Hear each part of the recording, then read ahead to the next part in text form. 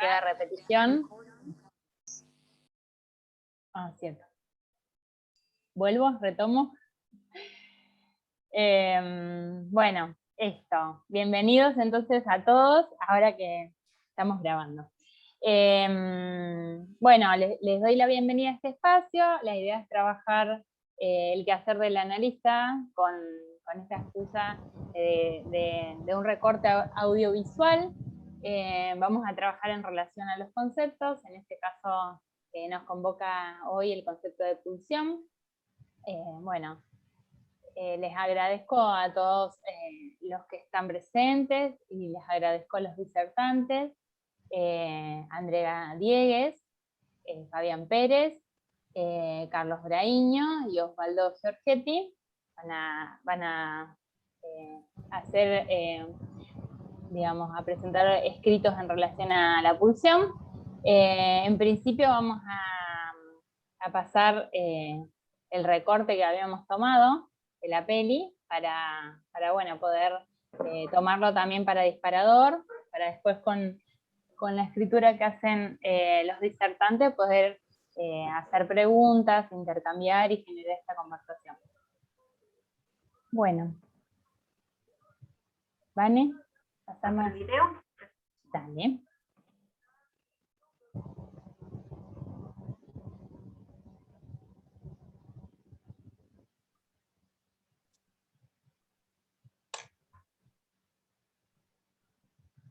¿Ahí se ve?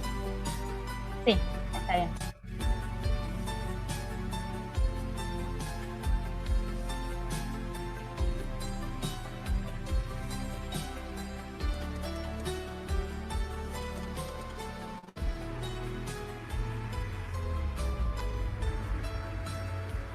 Dale, Salame, móvete.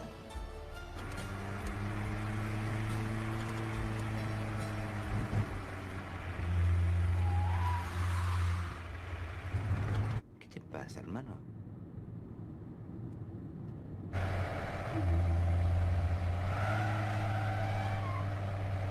Qué pedazo de conchudo que sos, ¿eh?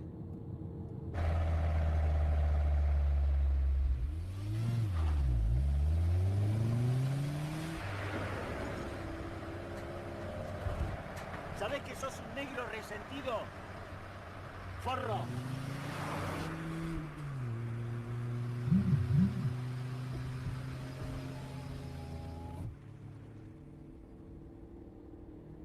Ay, madre mía de mi corazón. Madre mía de mi corazón.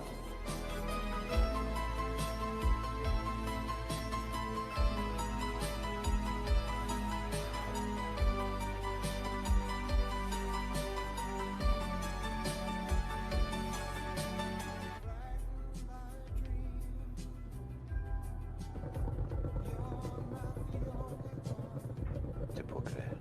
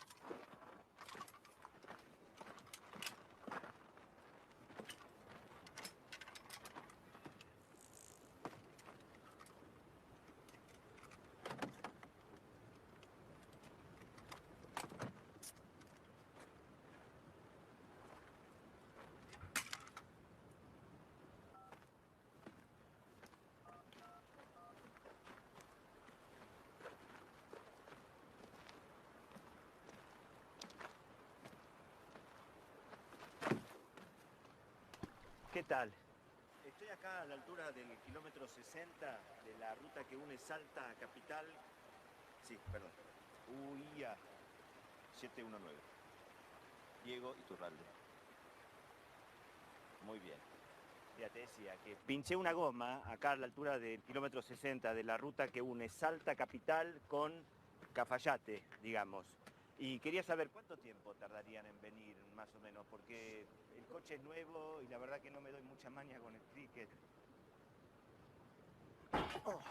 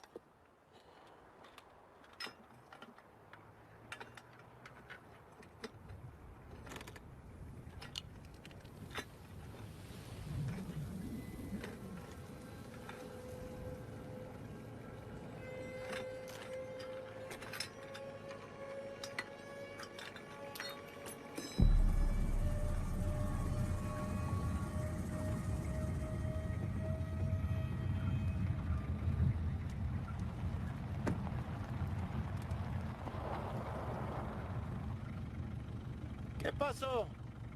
¿Te asustaste? Dale, flaco, seguí. Seguí, dale, dale.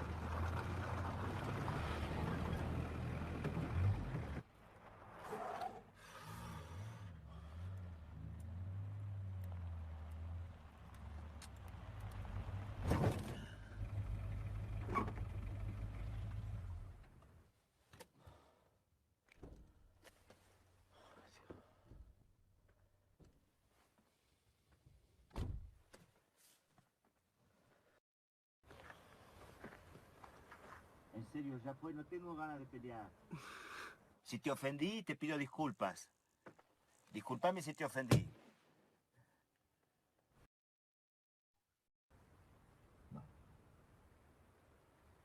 ¿Listo? ¿Ya está? Cuidado con... ¿Qué haces? ¿Qué haces? ¡Pará! Dale, hermano, no te hice nada. ¿Por qué no me gritas de nuevo lo que me gritaste antes? ¿Cómo era?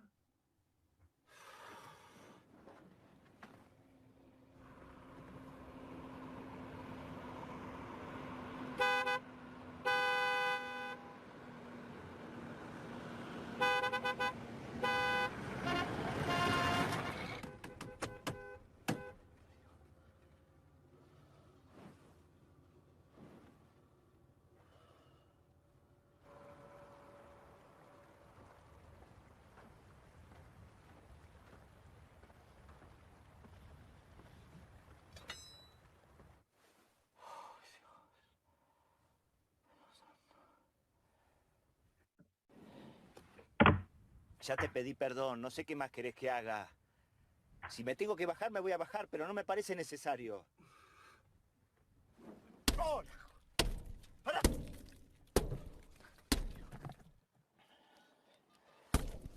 Buen día, oficial. Estoy a la altura del kilómetro 60 de la ruta que une Salta Capital con Cafayate y hay un individuo que me está atacando. Está blindado, no lo vas a poder romper. ¡Cagón! La patente del hombre es... No la llego a ver, pero podría mandar una patrulla urgente, por favor. Perfecto. Apúrense que está fuera de sí. Seguro que vienen enseguida. Bueno, basta, loco, ya está. Me destrozaste el auto. Tómatelas.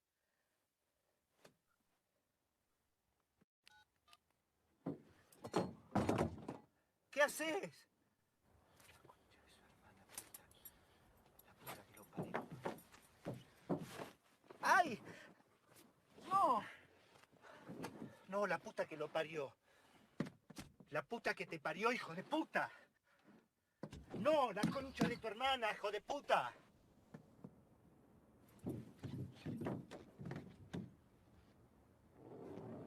Ah, hijos. Pero por favor, por favor.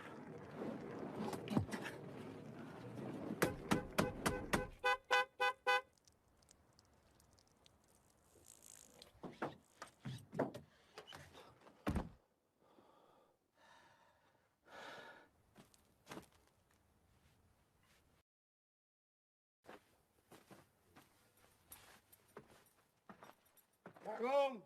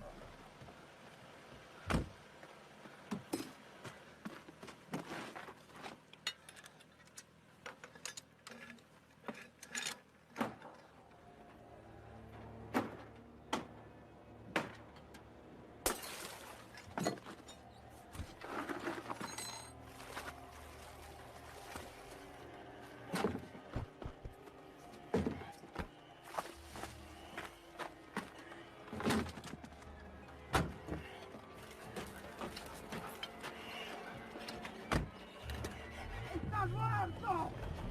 ¡Tengo tu patente, hijo de puta! ¡Escuchaste! ¡Tengo tu patente! ¡Huida! ¡Te voy a buscar y te voy a matar!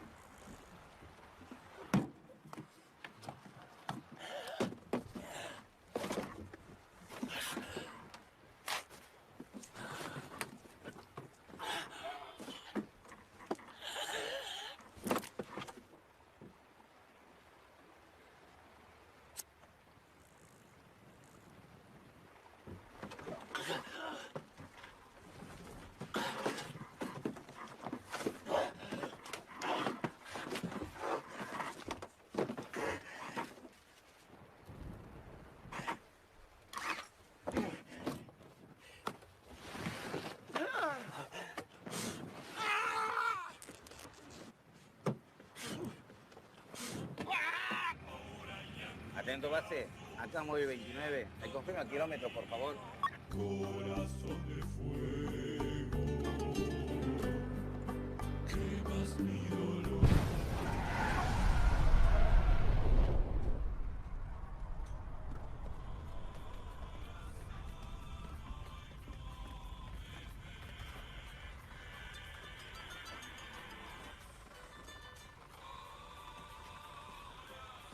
Atento base, atento base.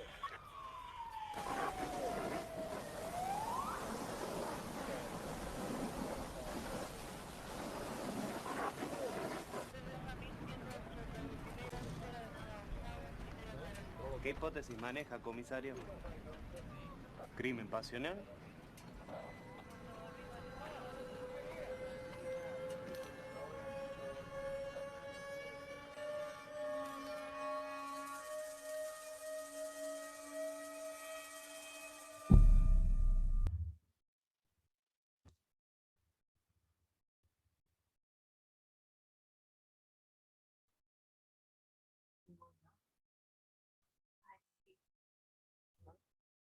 Bueno.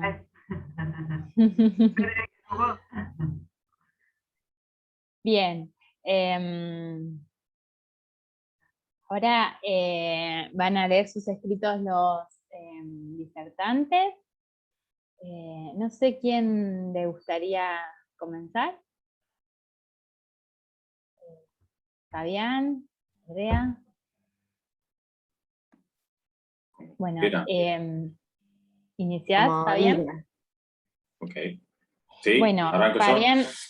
a ver, te presento, Fabián. Es de la Escuela Freudiana de Montevideo, psicoanalista, y bueno, hoy nos acompaña para leer un escrito en relación a las conversaciones del quehacer del analista y la pulsión.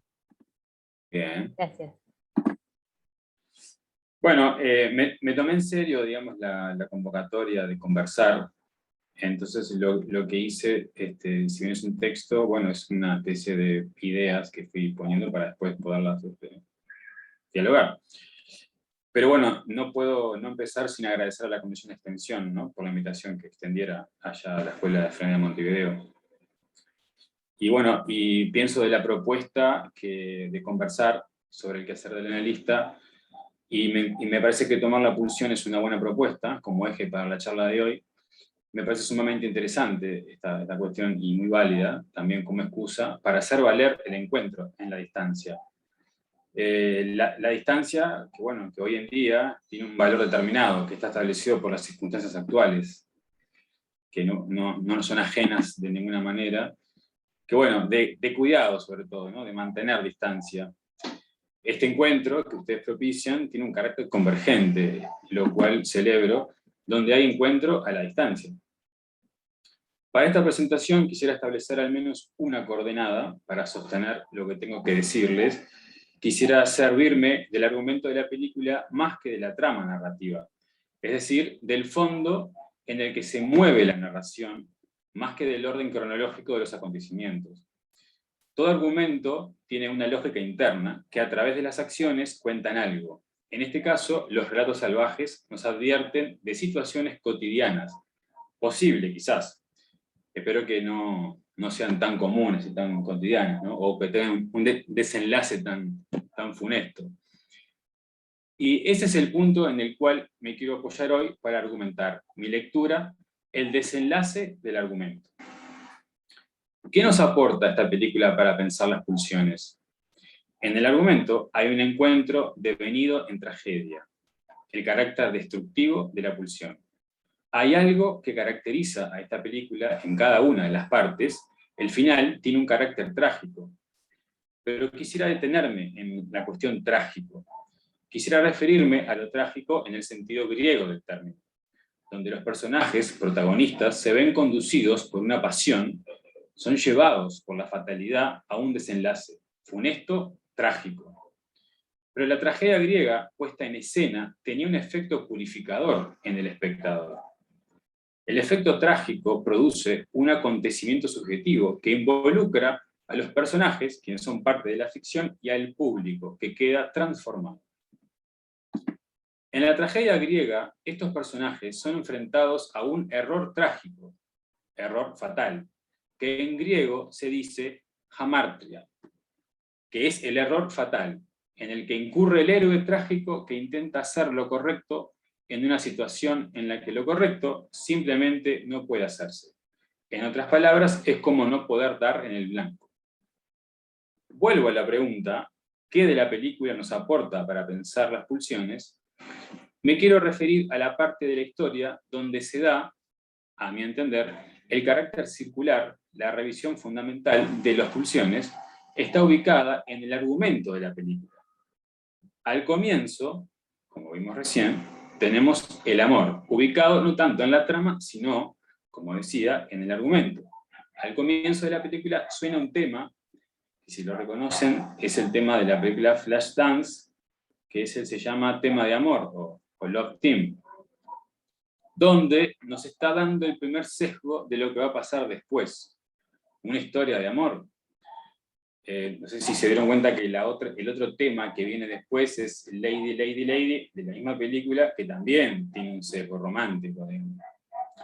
El final de la película, donde se produce el desenlace trágico, hay un crimen pasional, al menos es una hipótesis. El argumento de la película explorará la relación amor-odio y propone para su desenlace un crimen. ¿Dónde está el carácter circular de la pulsión en la película? A mi entender, cuando se da el círculo, la voz activa, ver una de las voces gramaticales, primer tiempo del circuito originado de la zona erógena, pasando por la voz reflexiva verse, pasa a la voz pasiva hacerse ver, donde la pulsión completa su circuito. En un tercer tiempo, donde lo nuevo es ver aparecer un sujeto. No sé si recuerdan acá en el seminario de los 4 conceptos fundamentales que Lacan trabaja de las pulsiones, que pone un ejemplo, que es de Freud, de la boca que se besa a sí misma, ¿no? Como eso que vuelve al punto donde salió. Lo que me interroga de esta película tiene que ver con lo que puede enseñarnos acerca de la pulsión, no tanto lo que podemos confirmar de la teoría de las pulsiones, es decir, hacer andar lo no sabido, producir no sabido. Dejarme interrogar por la lógica argumental de la película me llevó a poder seguir a Freud, que en el texto de 1915, Pulsiones y Destino de Pulsión, texto donde presenta las pulsiones como un concepto básico, oscuro, del cual no podemos prescindir, nos dice, encuentro cuando trabaja la vuelta hacia la persona propia como destino de pulsión, y dice, se busca de nuevo como objeto una persona ajena que a consecuencia de la mudanza sobrevenida en la meta, tiene que tomar sobre sí papel de sujeto. Y es el término sujeto en el que quiero detenerme, ya que en una nota al pie encontramos lo siguiente, y lo cito, que pueda haber algo confuso en el empleo de la palabra sujeto. Dice que sujeto representa a la persona a quien se origina una pulsión, aquí sujeto aparece como el agente, y que desempeña el papel activo en la relación. Si vamos a la película, recordemos que la escena donde el hombre parado en el capó del auto, orinando y defecando, produce en el protagonista una adversión tal que lo ubica como el que mira, donde falta un sujeto. Aparte, el director tiene un gran ojo en el sentido que pone el parabrisa, digamos, como telón, ¿no? donde eso ocurre, digamos, ¿no? Que eso no es menor, porque aparte nos hace ver también a nosotros eso. Y aquí encontramos un revés, una vuelta argumental, un punto de inflexión, cuando el protagonista empuja el auto que cae al río. Pero esto, no sé si se dieron cuenta en la cara del protagonista cuando antes de hacer esto que estoy diciendo, que empuja el auto para que caiga al río, y tiempo después, escapando de esta escena, vuelve sobre sus pasos e intenta agredir al otro. Esta vuelta que se produce usando este puente como referencia, que tengo entendido que se llama el Puente Morales, ¿no? De la Ruta 68, nos está diciendo algo, implica algo, y que me interroga en esta cuestión del sujeto, este nuevo sujeto, que como decía, lo nuevo es que aparece un sujeto. Y citando a Lacan, cuando dice, este sujeto, que es propiamente el otro, aparece si la pulsión llega a cerrar su trayecto circular. Solo con su aparición en el otro puede ser realizada la función de la pulsión. ¿Cuál decíamos que era entonces la función de la pulsión? Regresar. O sea, que su meta no es otra que ese regreso en forma de círculo. Luego, en la película, aparece una pelea violenta, a muerte, entre dos, pero solo el más fuerte sería el vencedor. No olvidemos que el más fuerte es el título de la película, de este relato salvaje. El más fuerte, a mi entender, tiene que ver con lo que irrumpe, con lo que se produce en este circuito funcional, que, insisto, lo ubico en esta vuelta que hace el protagonista cuando regresa en su auto para aniquilar al otro. Insisto, para terminar, en la dimensión trágica que propone el final de este relato, porque encuentro ahí, quizás caprichosamente, un efecto de sujeto. ¿Para quién? Para quien está como espectador. Y me gustaría preguntarles, llevarlo a debate, si podemos decir que en este tiempo, en la película, cuyo desenlace, que es funesto, donde podríamos leer que algo de la pulsión se cierra, si encontramos allí la presencia de un objeto. De hecho, que no es otra cosa, citando a Lacan, un hueco, la presencia de un vacío que cualquier objeto puede ocupar y cuyas instancias solo conocemos en la forma del objeto perdido a minúscula. El término, en términos de la película, lo relaciono al saber que se produce del acontecimiento, del accidente, de la explosión, dicho por la policía en el crimen pasional, en la cita crimen pasional, como la invención a partir de la tragedia para el sujeto. Dejo por acá para pensar juntos.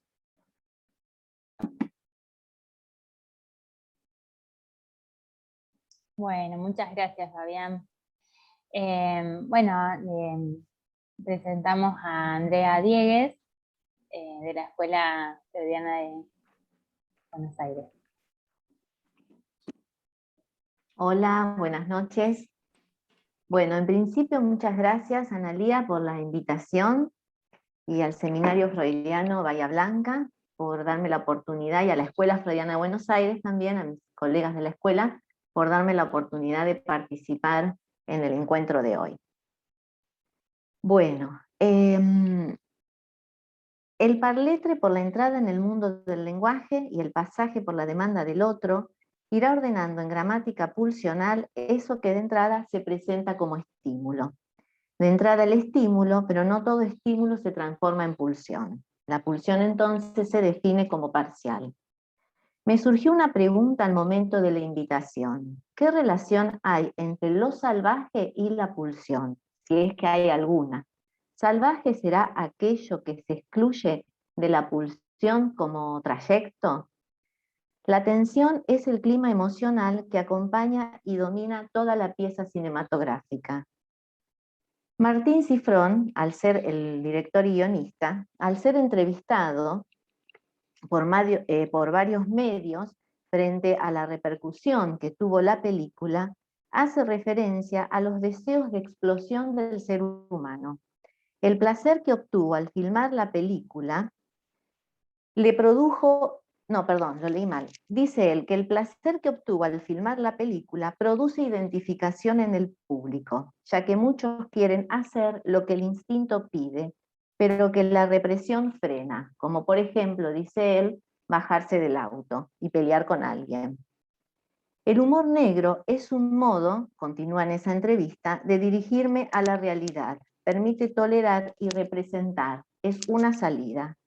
Todos sufrimos por las mismas cosas. Ser director y guionista me permite convertir la frustración en texto. En este sentido, recordaba lo trabajado por Freud en El creador literario y el fantaseo. El yo del guionista se desdobla y proyecta en la pantalla, con el recurso estético del cine, aquello que puede ser una fantasía o las pulsiones que de otro modo nos espantarían o nos dejarían fríos, al decir de Freud. Esto también vale para el espectador, que encuentra algún rasgo identificatorio en los personajes. El yo del espectador se desdobla en la butaca y la pantalla es el vehículo para la realización de los deseos inconscientes reprimidos. Con las letras de su tiempo, Freud nos transmite en ese texto que hay una ganancia de placer en el espectador que posibilita el desprendimiento de un placer mayor proveniente de fuentes psíquicas situadas en las profundidades. El cine es un vehículo de expresión liberador para quien lo arma y transformador para quien lo ve. Revela una verdad que se oculta, dice también el director en esa entrevista que la realizan, está en YouTube, la pueden ver, que es muy interesante, previo al Festival de San Sebastián. Podemos suponer, es una hipótesis, ¿no? Podemos suponer del lado del director que este acto creador tiene un valor sublimatorio. La sublimación es uno de los destinos de la pulsión junto con la represión, que es por donde lo salvaje en los relatos la franquea.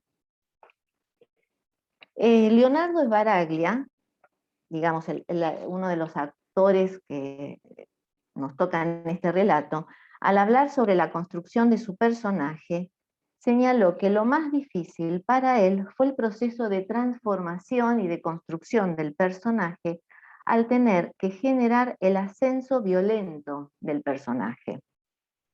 Los hermanos Almodóvar, que fueron uno de los encargados de la producción de la película, revelan que el film es una montaña rusa emocional y que es una película que puede no tener nacionalidad. De hecho, yo, digamos, vi el relato y también, bueno, de paso vi toda la película nuevamente, y pensaba que en cada relato los personajes no tienen nombre, los nombres de los personajes son insignificantes. Lo que predomina, que es un poco lo que decía Fabián hace un rato, lo que predomina es la acción en las escenas. Para pensar la escena de la película propuesta, me detendré en lo que Freud trabaja hacia el final del texto de Pulsiones y destinos de pulsión en relación al amor. Dedica Freud ahí un análisis minucioso para decir que la mudanza de una pulsión en su contrario es observado en el caso de la transposición del amor en odio. La transformación en lo contrario, como uno de los destinos de la pulsión, implica un cambio en la meta y una mudanza en su contenido, de amor a odio. Amor-odio quedan planteados como opuestos de este modo y las relaciones entre ambos no son sencillas. Hay un primer tiempo en donde el yo sujeto coincide con lo placentero y el mundo exterior con lo indiferente. Amar constituye la relación del yo con las fuentes de placer. Amarse a sí mismo. Así es como llamará Freud al narcisismo primario y su placer autoerótico. Sin embargo, el yo recibe objetos del mundo exterior a raíz de la puesta en marcha de las pulsiones de autoconservación del yo. Y paralelamente, el yo vive también como displacentero aquellos estímulos que le son internos. Frente a estos objetos que intervienen en el narcisismo primario, el yo tiende a introyectarlos si son fuentes de placer en su propia interioridad y a expulsarlos si son fuentes de displacer en su propia interioridad. Es decir, que hay un primer tiempo, por decirlo de alguna manera, que sería el amor, indiferencia, yo, mundo exterior, narcisismo primario. Y hay un segundo tiempo que Freud ubica amor-odio, placer-displacer, y que quedarán enlazados al primer tiempo. Luego que la etapa narcisista es relevada por la aparición de los objetos a raíz de las pulsiones de autoconservación, en consecuencia, placer y displacer ahora significan relaciones de objeto. En consecuencia, se despliega así la antítesis del amar, que es el odiar. El mundo exterior se divide para el yo en una parte de placer que él ha incorporado y en un resto que le es ajeno. El odiar se constituye en la relación hacia el mundo exterior hostil, portador de estímulos que se vivencian en el interior como displacenteros.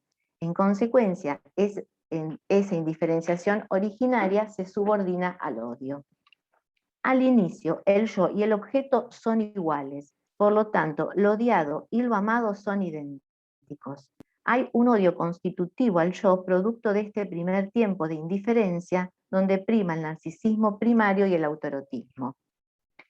Lo que está en juego en esta situación de ambos personajes, es una línea que yo tomé, podría ser el narcisismo primario.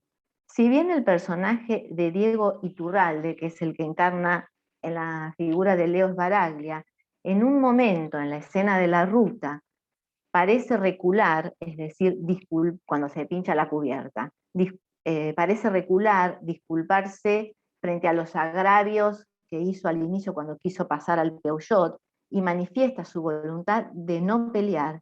Esto es una fachada falsa. Recula para luego querer, y pega marcha atrás, acelerar el auto y matar al otro. Cuando escribía esto, digamos, pensaba que esta lectura es reversible, podría haber partido del otro personaje, pero partí de Leo Sbaraglia porque es más conocido, porque el del otro personaje no sabía el nombre, pero me parece que esta lectura vale para ambos. La película muestra cómo el odio hacia el otro no es más que expulsar eso displacentero del yo, desprenderse de esa parte del yo mismo en la destrucción del otro. Ambos personajes están atrapados en la trampa narcisista. Es interesante porque hacia el final de esa escena, cuando ambos personajes mueren carbonizados, no se sabe quién es quién en los cuerpos enlazados. La fusión de un yo con el otro en lo cadavérico dice que el objeto odiado no es más que esa porción del yo mismo proyectado en el otro. Los modelos de la relación de odio provienen de la lucha del yo por conservarse y afirmarse. Cuando el vínculo de amor, ya sea entre el partener sexual, el amor al prójimo en las formas de la cooperación, la solidaridad, etc., se interrumpe, no es raro que esto se lo reemplace por su opuesto, el odio. Se regresa al tiempo del sadismo y el odio se vuelve relación erótica. Concepto de pulsión involucra al yo y al otro en una relación imaginaria. Aquello que ahora sufro del otro es aquello que le hice previamente. Atrapados en esta lógica, la dimensión del amor se juega a muerte. Hasta acá mi texto. Gracias. Bueno, gracias, Andrea. Bueno, le damos el lugar a Carlos. Carlos Graiños es psicoanalista, miembro fundador del Seminario Freudiano acá de Bahía Blanca, ex presidente, es titular de la Cátedra de Psicoanálisis 1, Sigmund Freud en la UNISAL, y autor del libro de teoría clínica y práctica de psicoanálisis en la edición de Letra Viva. Bueno, Carlos. Hola, ¿qué tal? Ana María, ¿Qué muchas tal? gracias. Bueno, ¿qué tal? Saludar a los colegas y agradecer también a la escuela, Seminario Freudiano Bahía Blanca, Escuela de Psicoanálisis, por esta invitación. Bueno, qué decir, ¿no? Con lo que aportaban los colegas, ¿no? Fabián, Andrea, re interesante. Yo no hice un escrito específicamente, lo que sí traté de ir pensando, ¿no? Cuestiones en la medida que veía las escenas de esta película, ir pensando cómo Freud, ir rescatando algunas cuestiones que Freud fue pensando respecto a la pulsión y cómo esto tenía realmente un lugar tan importante en esta película. Digo, parece que Freud la hubiese visto, ¿no? Entonces, lo primero que pensaba era el Boes Bar Solis Varden, ¿no? Donde ello era, debe el sujeto advenir, ¿no? Esto acéfalo de la pulsión. Hay dos cuestiones en la letra de la película donde dice Sbaraglia, apúrese que está fuera de sí, ¿no? Esto acéfalo, el fuera de sí, ¿no? Y después lo que me llama la atención, también como marcaban tanto Fabián como Andrea, esto del crimen pasional. No apunté tanto a eso en lo que fui recortando. Entonces, pensaba, Freud, pensándolo a Freud, no desliga la pulsión de lo corporal, de lo somático, y tampoco lo desliga de lo dual. De hecho, Freud piensa en las pulsiones de autoconservación y las pulsiones sexuales en un primer momento, ¿no? Y en 1920, Más allá del principio del placer, las de autoconservación y sexuales pasan a ser eros, ¿no? Y vuelve lo dual con el tánatos, con la pulsión de muerte, ¿sí? Después, en el esquema del Peine, en la interpretación de los sueños, va a decir que... Carlos, sin querer te silenciaste el audio. Sin querer silenciaste el audio y nos perdimos la... Uy, perdón, no sé qué toqué. No sé dónde quedé. ¿En el esquema del Peine? Sí, ahí, por favor. Sí, gracias. Iba ahí. Gracias, Andrea. En el esquema del Peine, él va a decir que hay un estímulo interno que es descargado hacia afuera mediante una acción, ¿no? Otra vez me llamaba la atención, digamos, esta apreciación freudiana con respecto a lo que se podía leer en la película, ¿no? Y fíjense que, bueno, esto que agrega en 1915, en Pulsiones y sus destinos, ¿no? Que la meta es la descarga, dice Freud, ¿verdad? Y esa descarga solo podrá alcanzarse por un objeto, siendo su meta la satisfacción. Cuando sabemos que la satisfacción de la pulsión es la muerte, ¿no? La meta es descargar lo que está en tensión en la zona erógena, dice Freud, por medio de un objeto. Sintetizando la cuestión central de la pulsión, ahí sería la satisfacción y las condiciones de posibilidad de la misma, ¿sí? Si vamos a Lacan, pues yo dije, bueno, esto lo que fue pensando Freud, ¿verdad? Si vamos a Lacan, Lacan describe la pulsión como, con ese matema, el sujeto tachado, coimplicado con la demanda, ¿verdad? Y define la pulsión de alguna manera como aquello del cuerpo que responde a la demanda del otro. Demanda que se origina en la falta del otro. Podemos ubicar también en la película cómo se presenta, algo dijo Fabián, la pulsión escópica, la mirada. No desarrollé tampoco ahí, digo, lo largo como para después por ahí que lo podamos pensar también un poco entre todos, ¿no? Pero cómo se juega ahí la cuestión de la pulsión escópica de la mirada.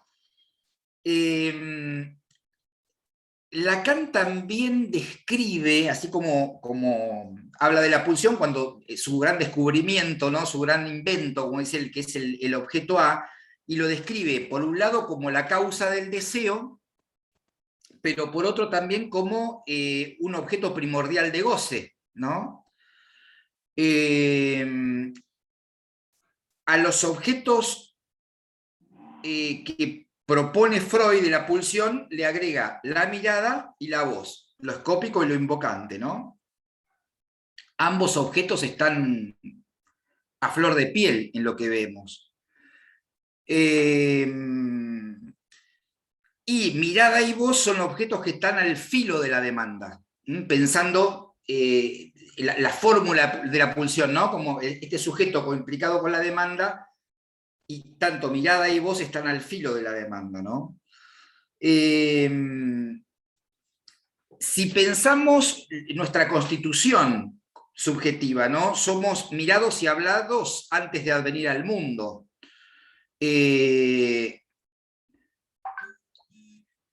A ver, son objetos estos entonces que están introducidos, mirad ahí vos, precozmente, y no van a ser fácilmente resignados. Pensemos ante una situación extrema.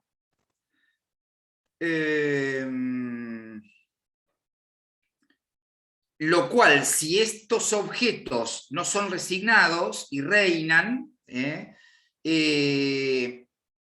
muy difícil que se instale el campo del deseo, de la falta, o sea, la operatoria de la castración, que es lo que está en plena ausencia, ¿no? Allí. Por eso pensaba así, sintetizando un poco, que se ve como en la escena reina la satisfacción de la pulsión, ese principio que va más allá del placer, que es este principio que describe Freud en 1920, la pulsión de muerte, y cómo se impone la exigencia de satisfacción a cualquier precio, ¿verdad?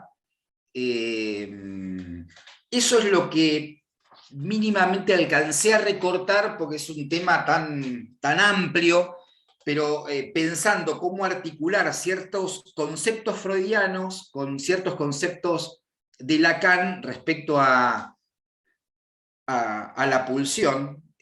Bueno, y esa pulsión, como yo lo pienso en lo humano, como sí, es ese cuerpo biológico afectado por el significante, ¿no? Y que se constituye en un cuerpo erógeno y un cuerpo pulsional.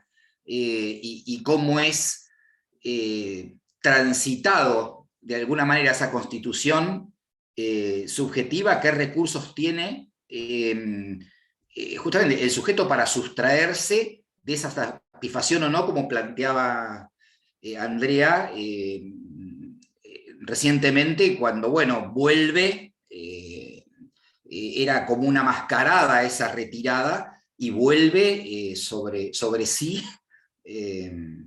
a matar, ¿no? Así que bueno, un poquito hasta ahí me parecía dejar algunos conceptos como dando vuelta para que podamos trabajarlos.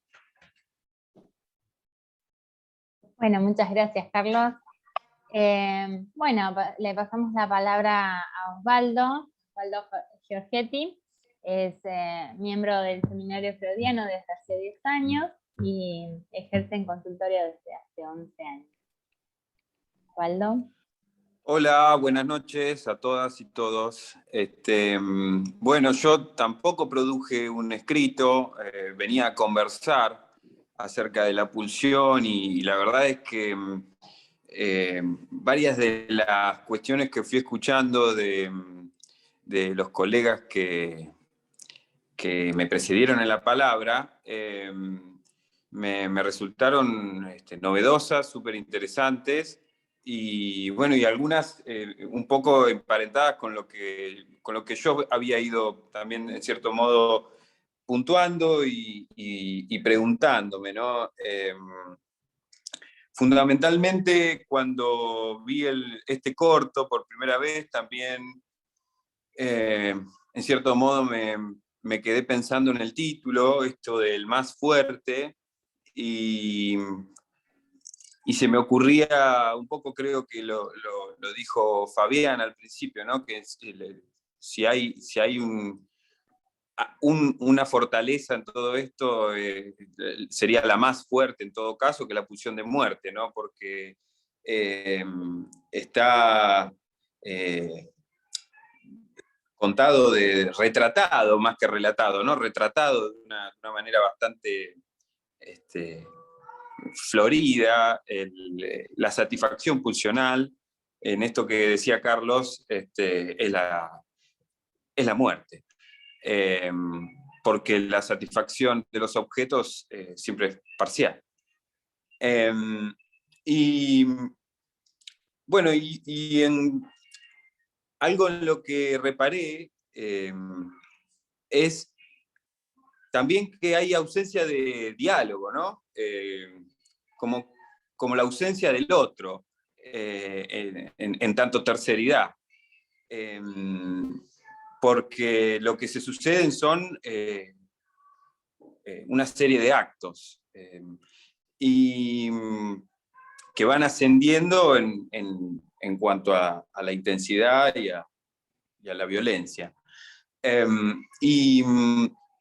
Otra cuestión que pensé tenía que ver con una curiosidad, que me encontré que Lacan en cierto momento de la enseñanza, no recuerdo si fue en una conferencia o en algún seminario, que sugiere que el mejor término para designar a la pulsión, o a lo que en alemán era la pulsión, era la deriva, el drive. Y yo desconozco si el director está al tanto de algún concepto psicoanalítico, pero bueno, me resultó curioso el hecho de que el corto transcurre precisamente en una escena de conducción, ¿no? Drive es el verbo en inglés de conducir, de manejar. Y en cierto modo, ambos personajes terminan conducidos hacia la muerte por la pulsión. Y bueno, también reparé en esta cuestión de lo que no cesa de no escribirse, y en ocasión de otro espacio de trabajo que estoy estudiando, la negación, tenía presente la respuesta que da Lacan a Marcel Ritter en 1975, en una jornada de trabajo de cárteles en Estrasburgo. Marcel Ritter le hace una pregunta larga. Él era un cartelizante en un espacio en un cártel sobre la interpretación de los sueños, y le hace una pregunta bastante extensa respecto de lo que en Freud conocemos como el ombligo del sueño. En alemán creo que el término es das Unerkannte, y la traducción sería lo no reconocido.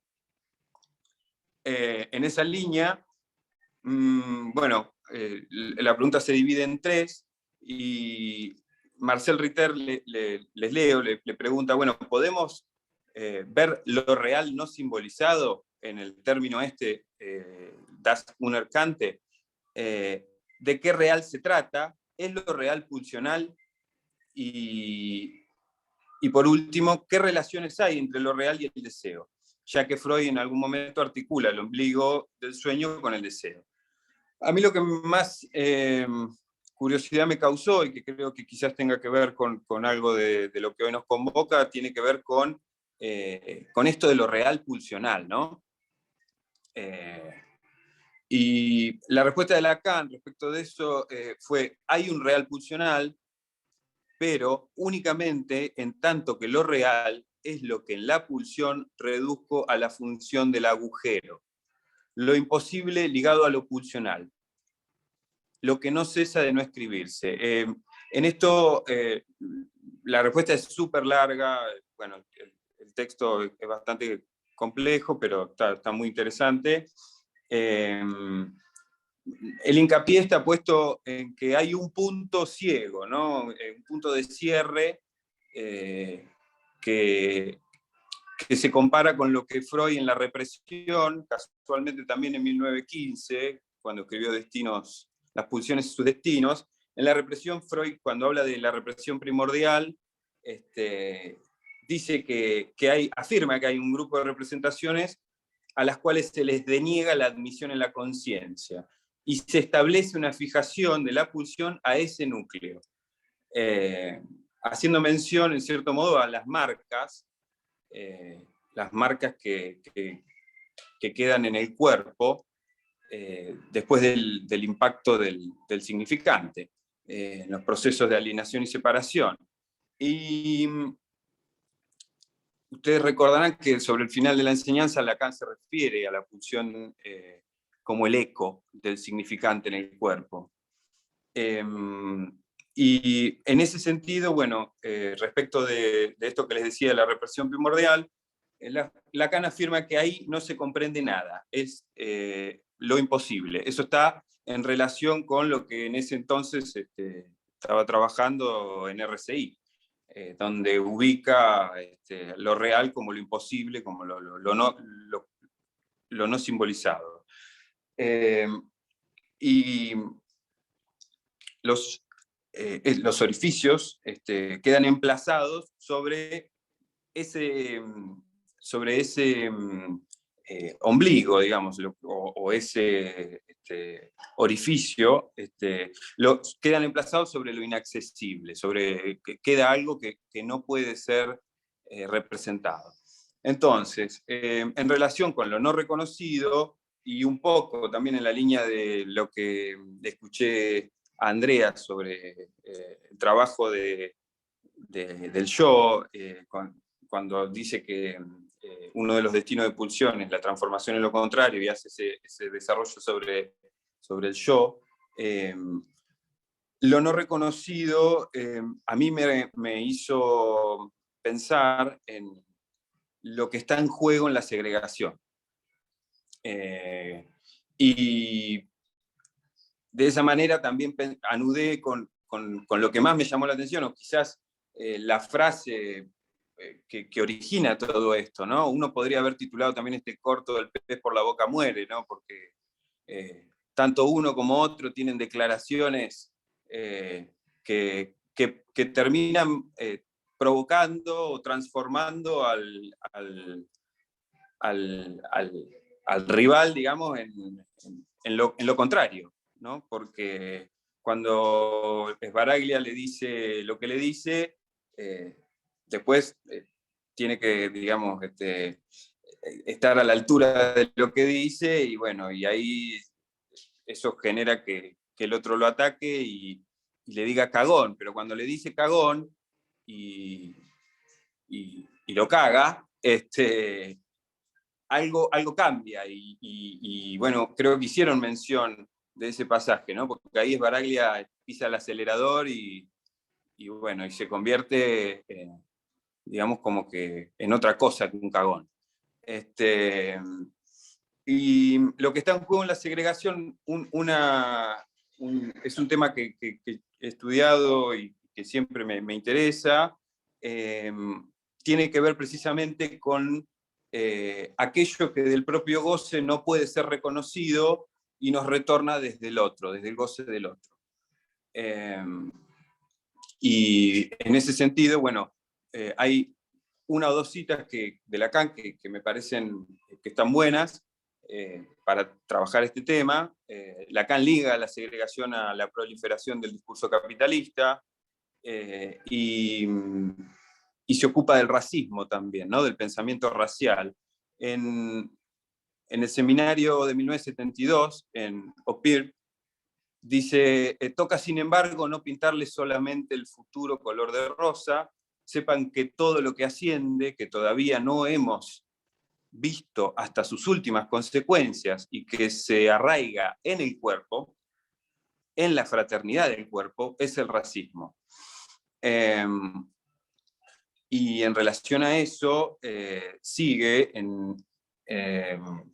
y dice: no hace falta ninguna ideología para que esto se constituya, para que se constituya un racismo, basta un plus de gozar que se reconozca como tal. Digo, yo asocié con el racismo porque la frase inicial es, le dice, creo que le dice: sabés que sos un negro sorete, ¿no? Y bueno, como una expresión claramente segregatoria. Y al respecto de eso, bueno, me queda únicamente recordarles algo que está bueno tener presente.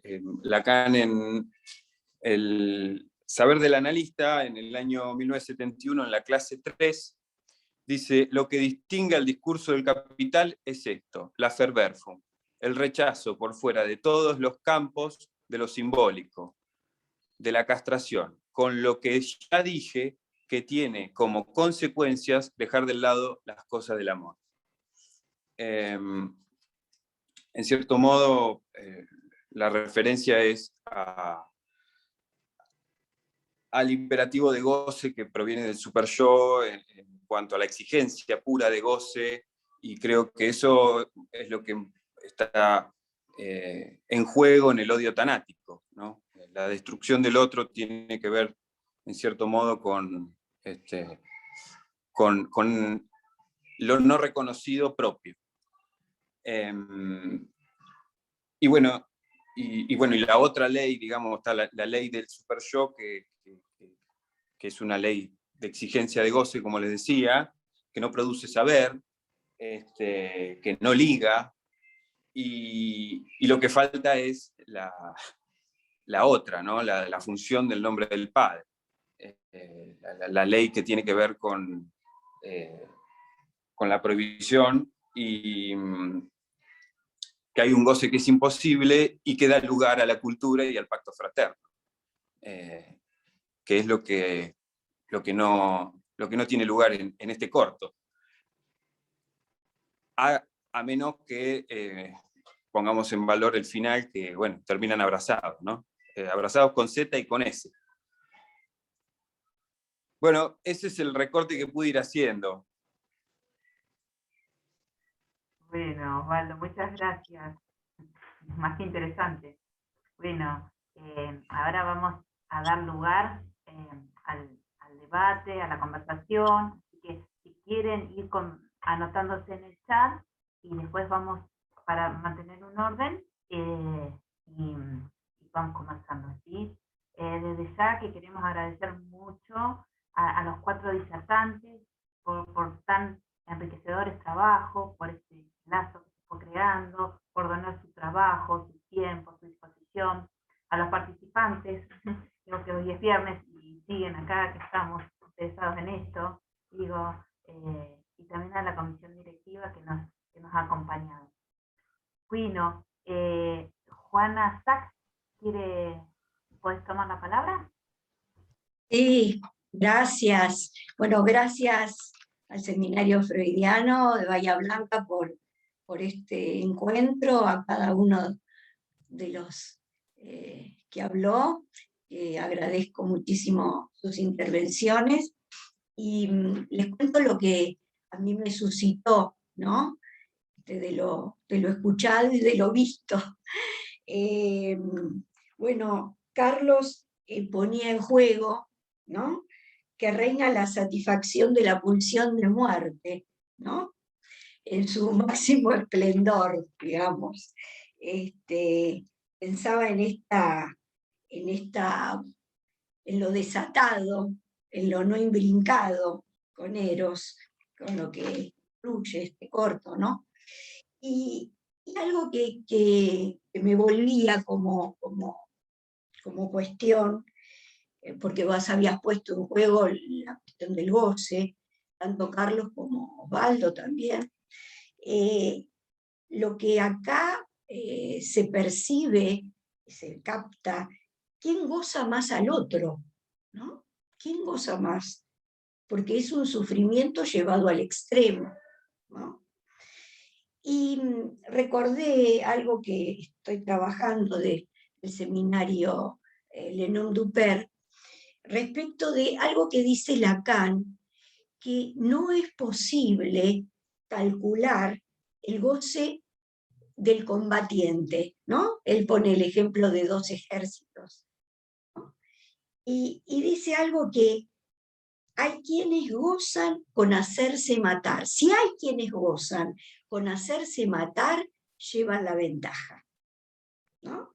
Y me parecía interesantísimo, porque lo que está en juego, me parece, en esto que nos han brindado, en este corto, es justamente esto. Bueno, quería comentarles lo que me sucedió. Muchas gracias a todos.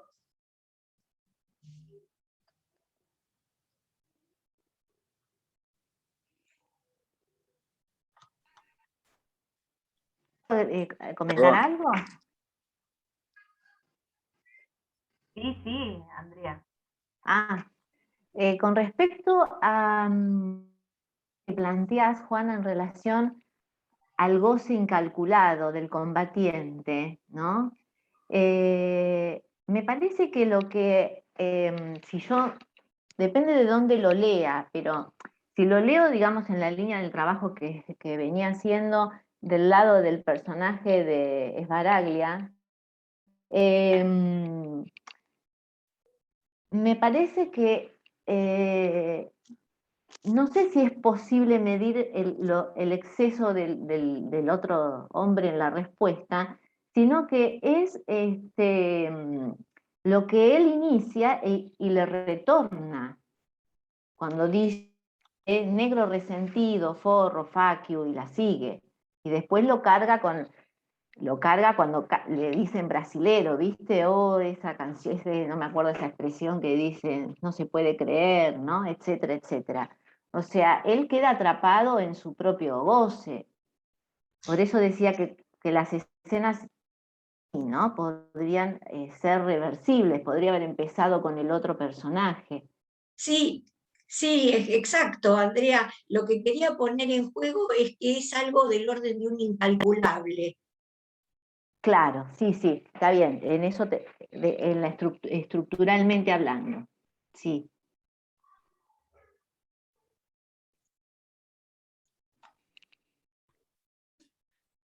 Perdón, ¿puedo acotar algo?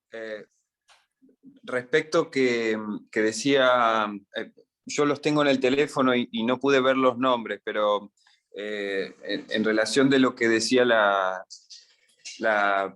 persona que recién acotó respecto del goce incalculable. Juana. Juana.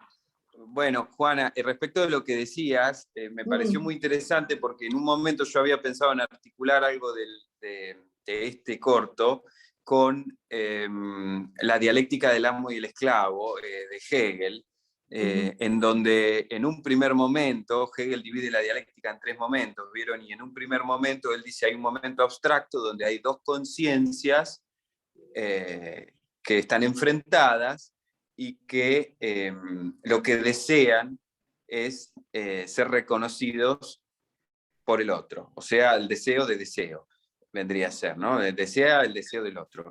Y en ese punto llegamos al segundo momento, que es el momento de la negación, que Hegel lo describe como el momento de la negación, en donde una de esas 2 conciencias, por miedo a morir, cede. Y ahí queda configurado la figura del amo y del esclavo. Nada, me hizo acordar a esto del exceso puesto en juego en relación al otro, ¿no? Digamos, como un...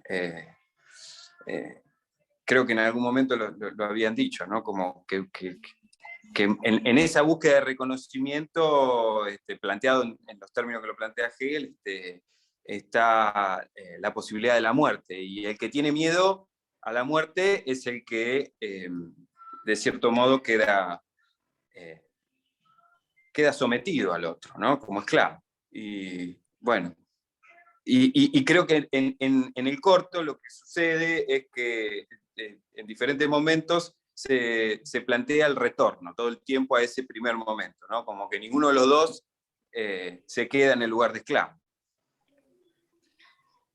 Sí, le quiero comentar algo, esto, bueno, que plantea Juana, y cuando Osvaldo vos hablás del superyo, ¿no? Y como para poder pensar la ley insensata del superyo, ¿no? Porque el superyo, de hecho, bueno, es una ley, pero es una ley insensata que, digamos, manda al sujeto a gozar, ¿sí?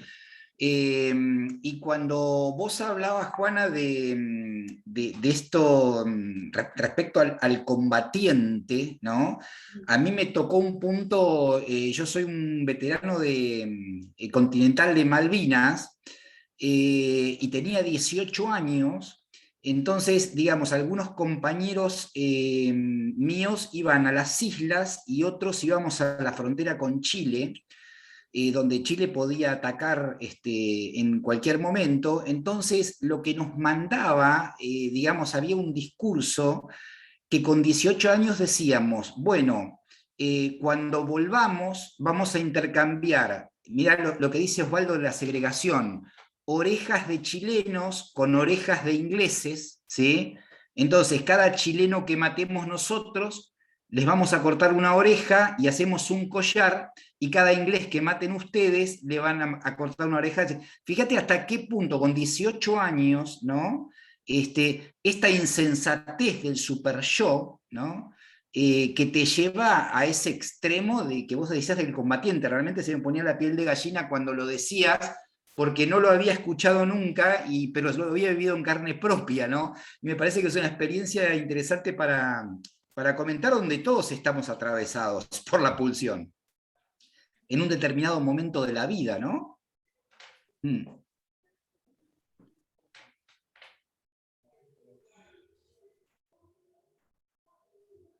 Si quieres decir algo. ¿Puedo hacer algún comentario? Estaba Cecilia. Después de Cecilia...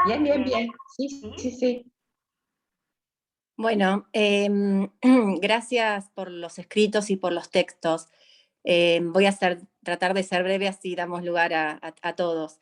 Yo me quedé pensando en esto que tomaron varios de los disertantes, del carácter de ida y vuelta o del carácter circular de la pulsión, y se me venía a la cabeza el mito de Actión y de Diana, que lo trabaja Lacan en el Seminario 11, ¿no? Cuando dice, bueno, Actión sale a cazar con sus lobos o con sus perros de caza, creo que con los perros de caza sale a cazar, ve a Diana bañándose desnuda, eso estaba prohibido, él se queda contemplándola, y el castigo es convertirlo en ciervo, ¿no? Entonces Actión, que sale con sus perros de caza a cazar ciervos, queda convertido en ciervo y es devorado por sus propios perros, ¿no?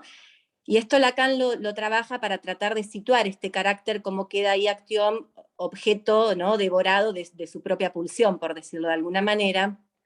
Y se me venía en este relato salvaje, que bueno, que en realidad acá no es que ninguno de los dos hombres mata al otro, sino cada uno queda, ¿no? como objeto de esta pulsión destructiva, en este carácter que sale a matar, pero es matado por su propia pulsión. Digo, me parece que acá no es dual, ¿no? Sino que cada uno con su pulsión se las dé, más allá de que interactúan estos dos en este goce, en esta cosa pulsional.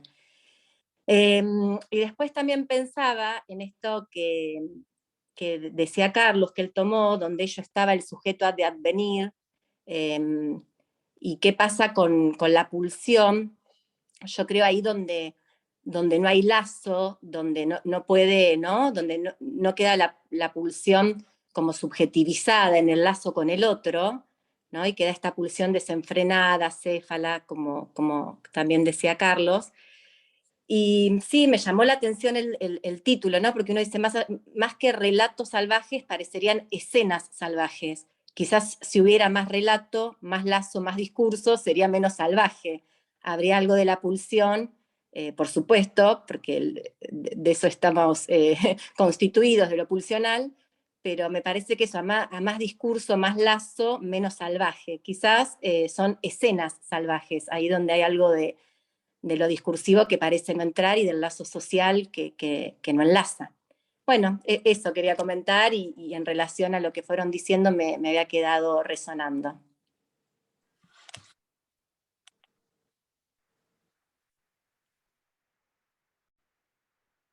Laura. Bueno, en principio me gustó la presentación y el recorrido que hicieron cada uno de los cuatro.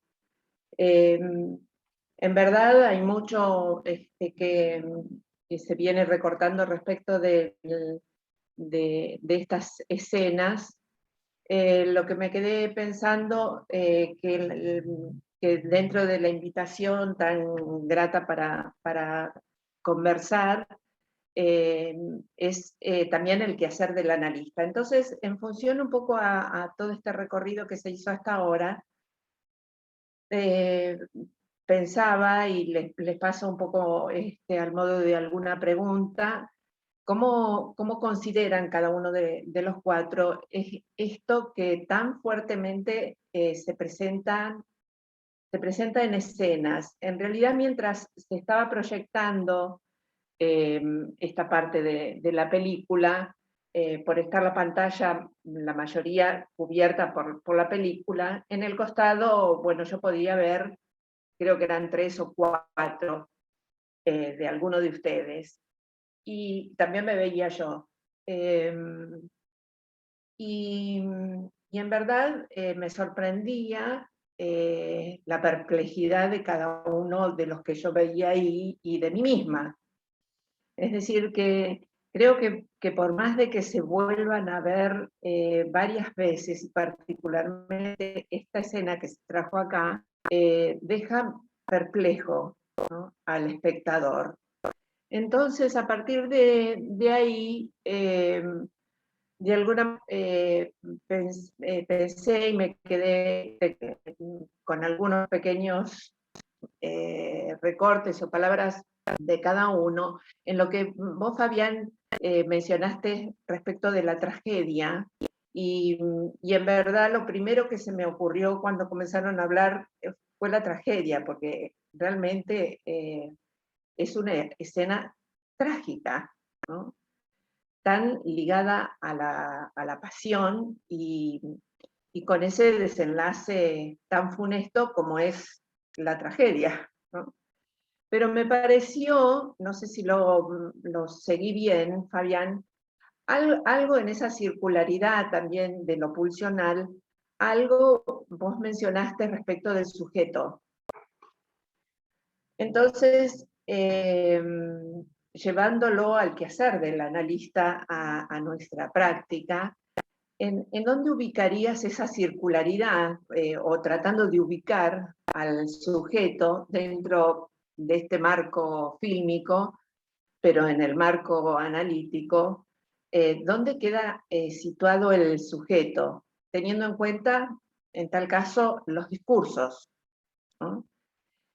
Eso por un lado. Por otro lado, Andrea, en este recorrido que hiciste respecto del amor y el odio, es cierto que ahí se conjugan tanto que llegan a ese final, ¿no?, donde no se puede diferenciar el amor y el odio.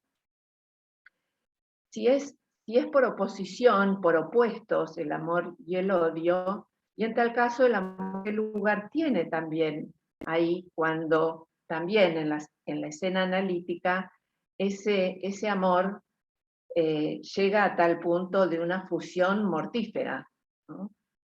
Entonces, para el sujeto, ¿cómo juega esto? Y después, tanto Carlos como Osvaldo, me parece que en lo que mencionaron respecto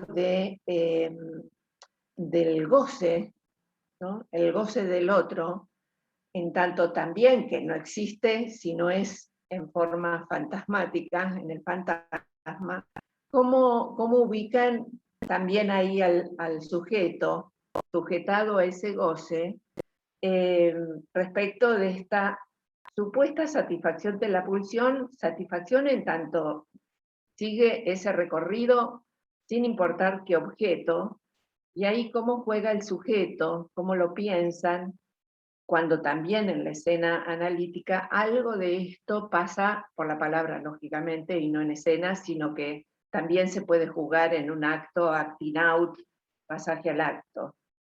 Y para terminar, Osvaldo, ¿podrías decir, y sé de que es tu interés y lo has trabajado y lo has presentado en algunas ocasiones respecto de lo que es segregación y el amor, el amo y el esclavo, esa dialéctica, ¿cómo considerás esto de la segregación? Vos dijiste respecto del retorno desde el goce del otro. Bueno, interesantísimo todo lo que han planteado.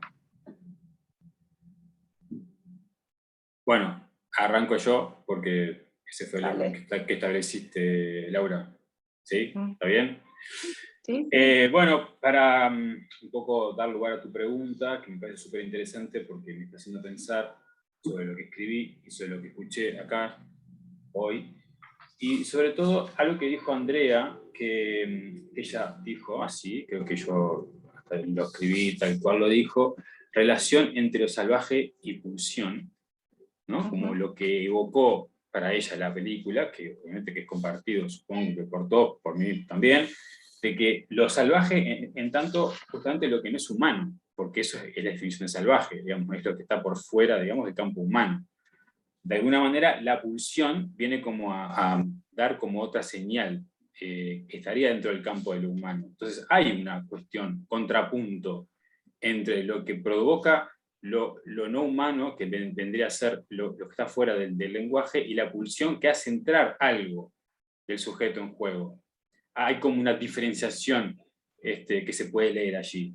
En función de la pregunta que me haces específicamente, en la escena analítica, pienso que justamente este circuito pulsional de alguna manera se lee en transferencia. Creo que el punto de lo que la película, digamos, de manera, me parece que está más del lado de lo salvaje, por eso un poco el término que está puesto en el título, porque justamente no hay transferencia que soporte ese acto.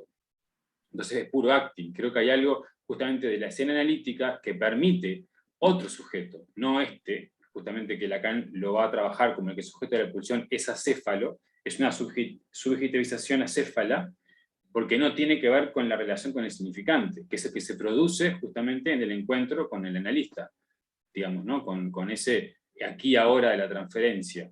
Creo que justamente la escena analítica lo que permite justamente es ese más allá, que es la apuesta del inconsciente, de esa lectura, de esa escena pulsional que el sujeto porta o trae o vive. Esto de la película es algo cotidiano, se vive todo el tiempo. Ahora recuerdo la que también en la que actuó Darín, Ricardo Darín, que es un poco más clásica, ¿no? ¿Quién no tiene miedo de que le lleven el auto, digamos, ¿no? Y después no saben cómo encontrarlo? Es tremendo eso.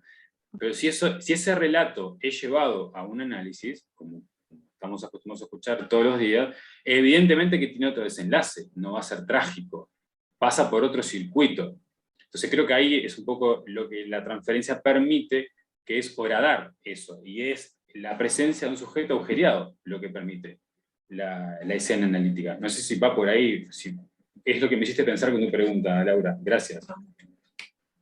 Sí, quizás lo trágico en lo fantasmático. Sí, se podría pensar.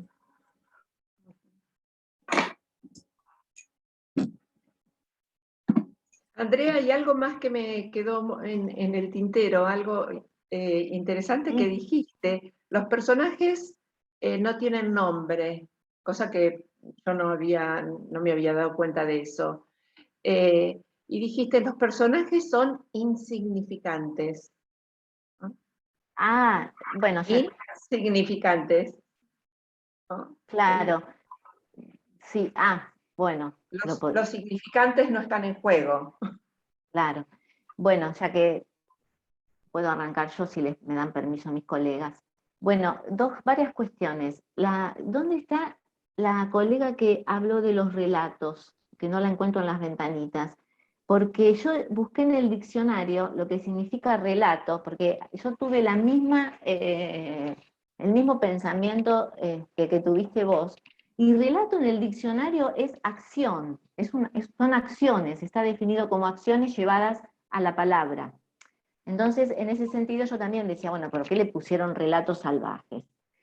Ahí estás, ahí te vi. Con respecto a lo que decís, Laura, de lo insignificante, a mí lo que me llamó la atención cuando vi la película entera, la vi varias veces, pero cuando la vi para la actividad de hoy, es que ningún personaje tenía nombre de ficción, ¿no es cierto? Y cuando hablaba con las personas, recordaban las escenas por los nombres de los actores. De hecho, la invitación es la escena de Leo Sbaraglia.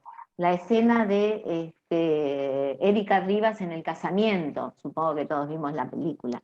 Entonces digo, es verdad que hay un punto, digamos, insignificante y que uno recuerda la película más allá de los nombres de los personajes. Es cierto, yo no había reparado cuando escribí insignificante. Lo escribí en el sentido de que el personaje podría llamarse Diego, Pedro, Juan, o sea, cualquier nombre podría ir ahí para cualquiera, por ejemplo, en la escena esta que estamos conversando hoy, ¿no? Con respecto al... me planteas en relación a lo mortífero, lo que se me ocurre es que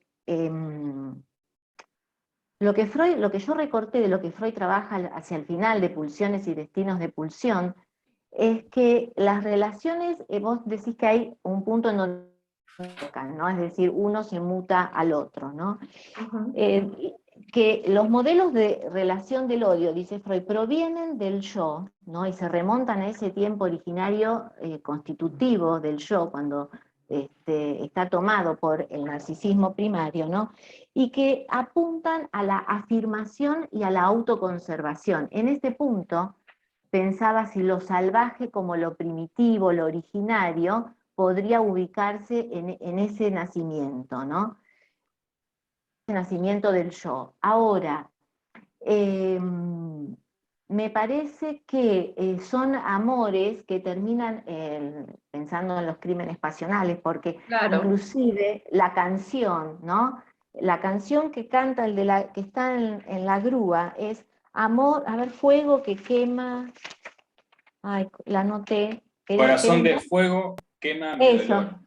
Eso, corazón de fuego, viste, mientras se está prendiendo fuego todo, ellos dos, todo.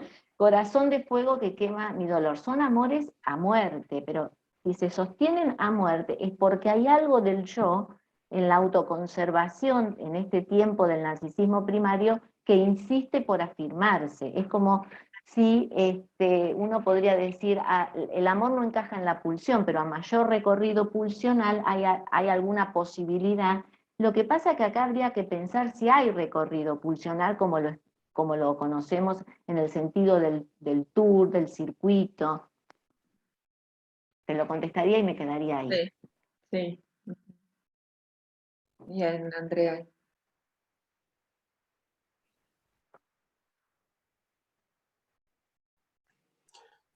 Bueno, yo creo que en lo que planteas, Laura, lo que me preguntás, no sé si, bueno, ya lo hemos charlado, ¿no? Este tema varias veces y da para seguir dándole vueltas, pero lo que yo entiendo, o lo que a mí me hace pensar esto es que estamos, en cierto modo, encaminados en un proceso de suicidio colectivo, ¿no? Como dice Enrique Dussel en una entrevista que le escuché decir, en tanto y en cuanto, y yo siempre creo que hablar de segregación invita a introducirse en el discurso capitalista porque es lo que hoy ahora ha dado el lazo social, ¿no? A tal punto que cada uno goza en soledad. Un poco eso es lo que nos permite ver esta escena cuando yo pensaba mientras veía que tranquilamente podría no estar el otro personaje, porque parecen monólogos, ¿no? Como que cada uno se relaciona con el otro en tanto objeto. En algún momento Lacan habló de un cortocircuito, ¿no? En la relación del sujeto en una relación directa con el objeto, sin intermediación del deseo, del lazo, ¿no? De lo que tiene que ver con lo que hace el discurso, con el otro como alguien con quien intercambiar y con quien producir la dialéctica, ¿no? Esto es una línea recta, parece. Y bueno, nada, esto que me preguntabas respecto de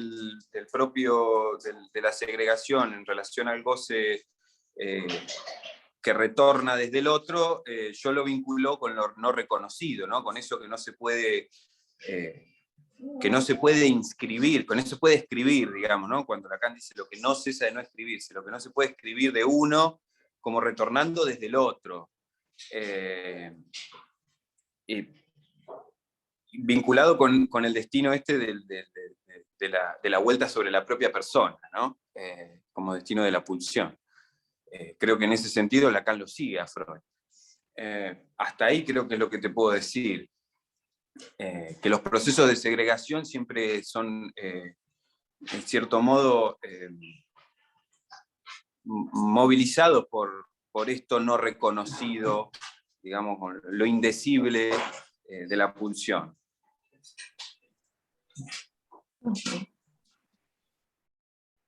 Bueno, en palabras de Carlos, tuvo un inconveniente con internet, así que pide disculpas que se salió de la reunión. Así que realmente no, bueno, intentó varias veces conectarse, pero resulta que no sabe qué le pasa y no puede reconectarse. Así que, bueno, por ahí quedan las preguntas abiertas y alguien más que quiera comentar o que le surge alguna pregunta. Ahí me pude conectar, perdón, mil Ay, disculpas, joya. se cayó internet.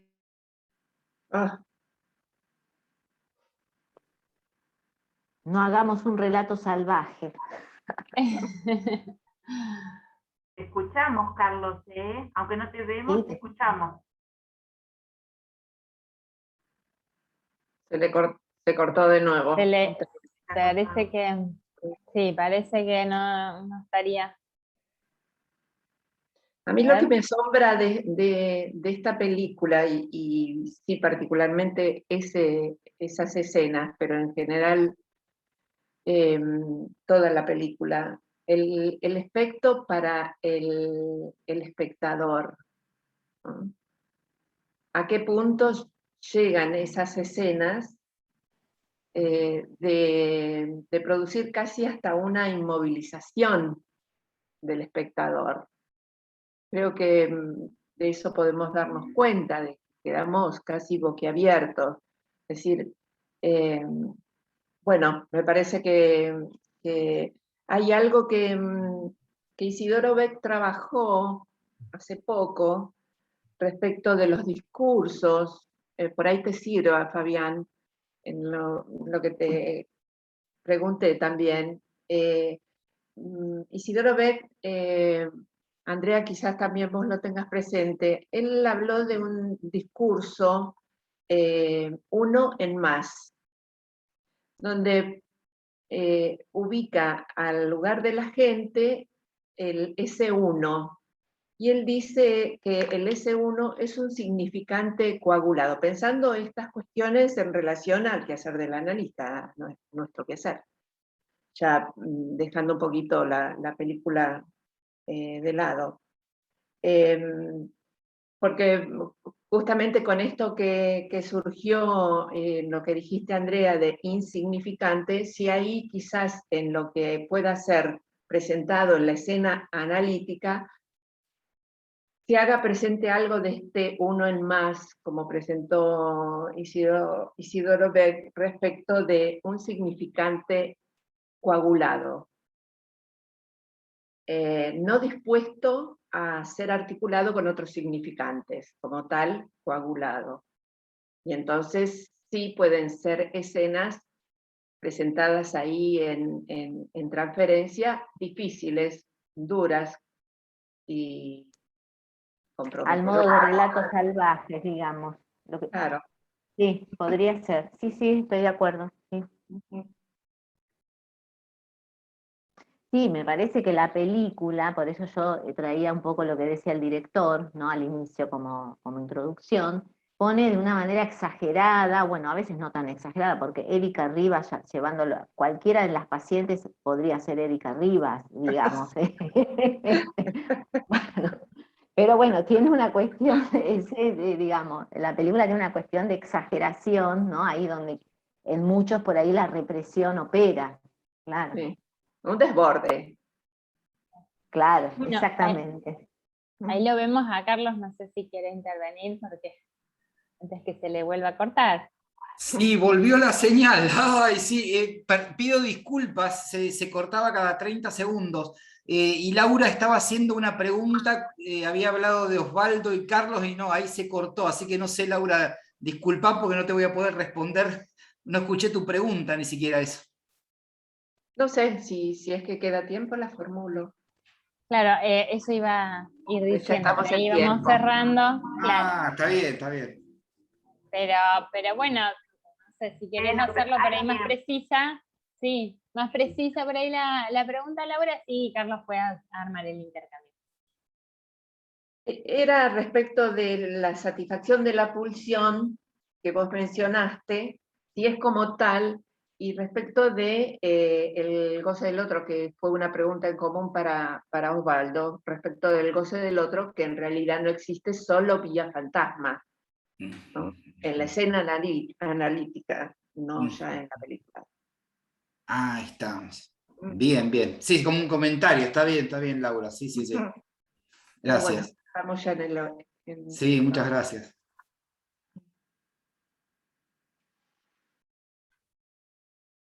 Bueno, ¿alguien más quiere decir algo? ¿Alguien quiere aportar algo más? No podía anotarme en la lista. No, me quedé pensando ya para terminar, porque la verdad que primero gracias a cada uno de los presentadores, porque fue muy novedoso algunas cuestiones que dijeron, y me quedaba pensando un poco en el título de la actividad y en el quehacer del analista, la fuerte apuesta que cada día quienes nos disponemos a esto hacemos, ¿no? Porque pensaba en la transferencia y cómo a veces se juegan, ¿no?, estas cuestiones, cuando la pulsión queda jugada ahí con el analista fuerte y, bueno, y cuestiones de amor-odio que permiten la lectura de otra cosa, ¿no?, de lo fantasmático, pero digo, uno está ahí sosteniendo, ¿no? Y me parece que estaba bueno poder ubicar esta fuerte apuesta que estamos haciendo todos los que nos encontramos acá, ¿no? Porque a veces se juega fuerte. Bueno, no quiero continuar porque ya estamos terminando, pero un poquito esto.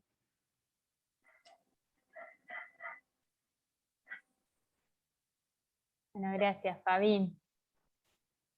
Bueno, obviamente que agradecidas a los disertantes, agradecidas a todos los que van aportando con las preguntas, el intercambio. Este espacio fue pensado justamente a modo de conversación, con este disparador, pensando un poco en la clínica. Y bueno, invitarlos para los siguientes 2 encuentros que nos quedan. El 17 de septiembre será el tema de repetición. Qué lindo. Ya para octubre tenemos Inconsciente, y bueno, así que la idea es continuar con la conversación y poder generar y continuar con estos intercambios. Así que muchas gracias a todos. Muchas gracias a Por ustedes. invitarme. Gracias a ustedes. Gracias a ustedes. Muchas gracias por Un todo. beso para todos. Muchas gracias. Gracias. Un placer.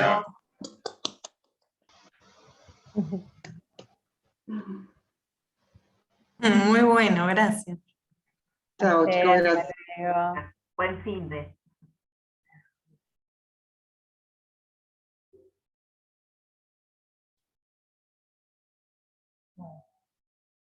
Bien.